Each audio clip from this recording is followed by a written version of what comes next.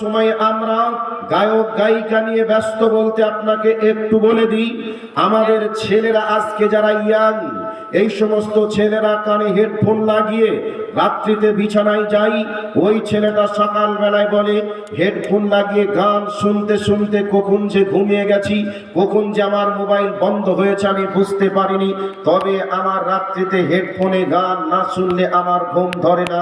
এ কথা বর্তমান সময়ের যুবকেরা বলে কি বলেন? একটা আওয়াজ দিন, বলে কি বলে না বলে? এরপরে গায়ক গায়িকাদের নিয়ে ব্যস্ত হওয়া বলতে গিয়ে আর একটু বলে দিই, আজ বর্তমান সময়ে আমাদের ছেলে এবং মেয়েরা গায়কদের নায়কদের নিয়ে ব্যস্ত বলতে একটু বলে দিই, একটা নায়ক কিভাবে মাথার চুল কেটেছে, আমাদের ছেলেরা সেই স্টাইলে বর্তমান সেলুনে গিয়ে বলে অমুক নায়ক যেভাবে চুল কেটেছে ওই স্টাইলে আমার চুলটা কেটে দাও। এমন ভাবে চুলটা চতুর্দিকে কেটে মাথার উপরে রাখছে, মনে হচ্ছে যেন জুতা মোছা বিরাজটা মাথার উপরে রয়েছে।